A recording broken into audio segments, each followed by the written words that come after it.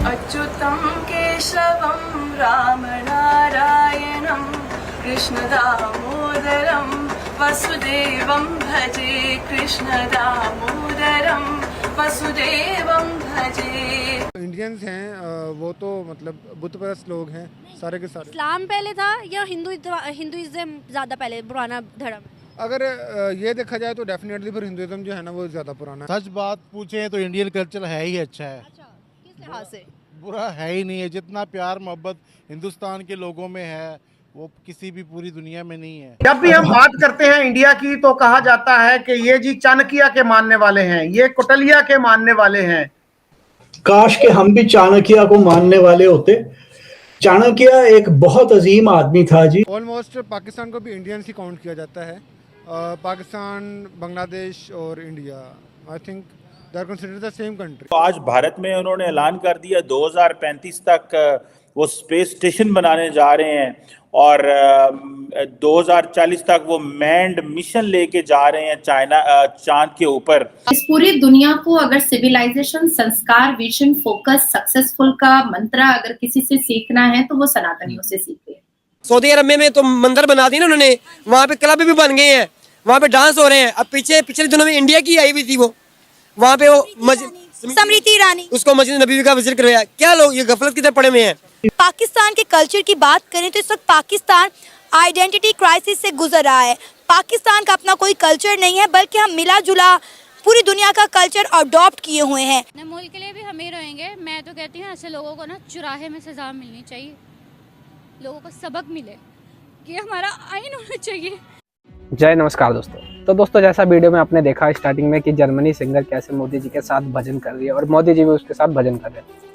तो दोस्तों ये हमें दर्शाता है कि हमारे कंट्री के लोगों को कितना ज़्यादा अच्छा लगता है जब कोई विदेशी हमारे सनातन धर्म को अपनाता है, और देश विदेश में हमारे सनातनी धर्म को कितना ज़्यादा अपनाया जा रहा है। जो भागवत गीता जो इतना प्रचार चल रहा है जिससे हमारा हिंदुइज्म बढ़ रहा है। और दोस्तों रशिया के अंदर कितनी तेज़ी से भागवत गीता फैल रहा है, कितने लोग हरे भजन का गीत गाते रहते हैं। पूरी जर्मनी से लेकर हर एक देश के अंदर अपना हिंदू धर्म कितना तेज़ी से फैल रहा है।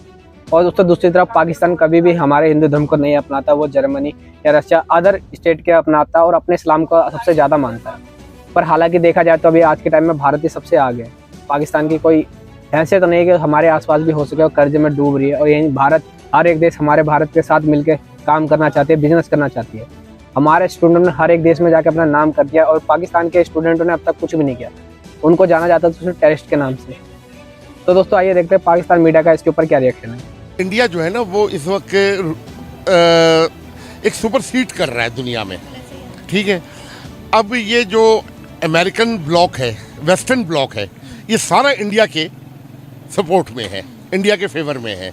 ये जितने अवार्ड्स वगैरह हैं, यूनाइटेड नेशन है, ICJ है, जितने इदारे हैं ये वेस्टर्न वर्ल्ड के अंडर में आते हैं, ठीक है। ये रशिया को क्यों नहीं करते हैं, चाइना को क्यों नहीं करते हैं?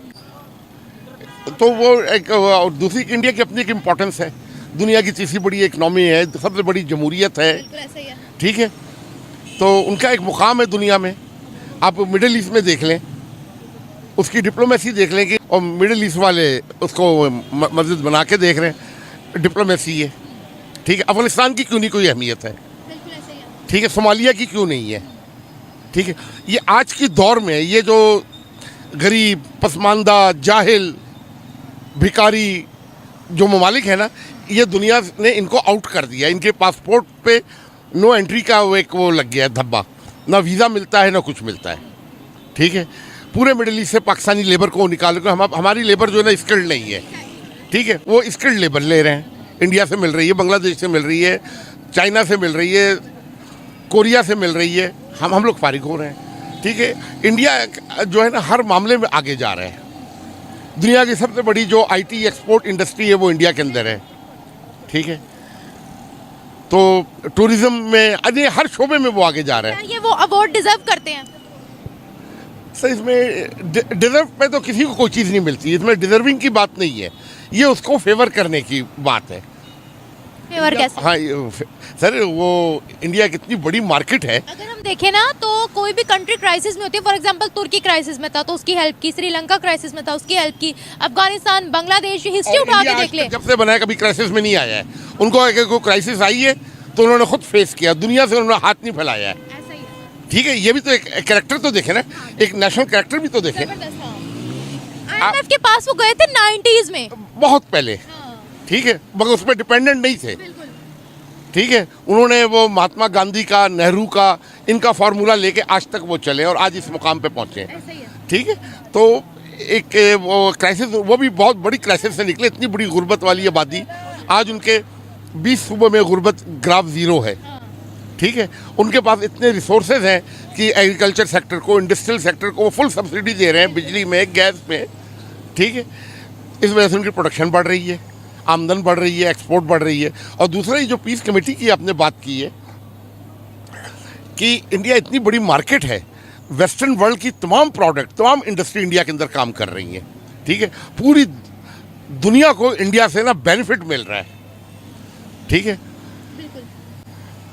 सिर्फ एक एयरक्राफ्ट इंजन नहीं बनता था। अभी लास्ट ईयर मोदी जब वहाँ अमेरिका दौरे पे गया है, ठीक है, उन्होंने जनरल इलेक्ट्रिक से ये इसका एयरक्राफ्ट इंजन बनाने का मुआहदा करके आए। एरोनॉटिक्स लिमिटेड के साथ हुआ है इनका मुआहदा, हाँ मुझे पता है। जनरल इलेक्ट्रिक के साथ अभी पूरे पाकिस्तान में किसी को नहीं पता है, क्योंकि न्यूज़पेपर जो है ना, यहाँ पर 90% लोग नहीं पढ़ते हैं। अगर उनकी बात करें तो उनके अंदर भी अब वो अडोप्शन जो है वो इंडिया की कहीं ना कहीं आ रही है। दुबई के अंदर मंदिर बन रहा है, सऊदीया भाई मोदी को गले लगा लेता है, तो ये चीज़ें उनमें आ रही हैं। क्या मुस्लिम सिर्फ पाकिस्तानी है जो कि खाली पाकिस्तान को टारगेट किया जाता है? जी नहीं, पाकिस्तान के अलावा भी सारी दुनिया में मुसलमान पाए जाते हैं, मगर जो बेसिक कॉन्सेप्ट ये है कि हम प्रॉपर मुसलमान बने कब हैं। हमने कब जो है ना वो इस्लामिक किरदार को अपनाया है, हमने कब जनाब जो है ना वो दुनिया को बताया कि हम वाकई एक मुसलमान हैं। अल्लामा इकबाल ने, कायद-ए-आज़म ने जो एक इस्लामिक वतन का जो देखा था ख्वाब, क्या हम लोग उस पर पूरा उतरते हैं? अगर हम लोग पूरा उतरते हैं फिर तो वो लोग हमें कंसिडर करें कि yes they are the Muslims. और अगर देखा जाए तो जो बाकी लोग इस्लाम की जो तरवीज हुई है वो सिर्फ इसलिए हुई है कि जनाब जो है ना उनकी एक अलग कैटेगरी थी। 1990s में भारत के पास सिर्फ 2 हफ्ते का के प्रोजेक्ट चीजें परचेज करने का की रकम मौजूद थी। ये कल की बात नहीं है, नरसिम्हा राव और उसके बाद हमारे मनमोहन सिंह साहब के दौर की बात है।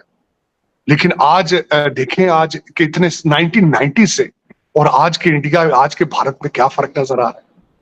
ये सोचना होगा कि हम कहाँ जा रहे हैं, हमारी डेस्टिनेशन क्या है।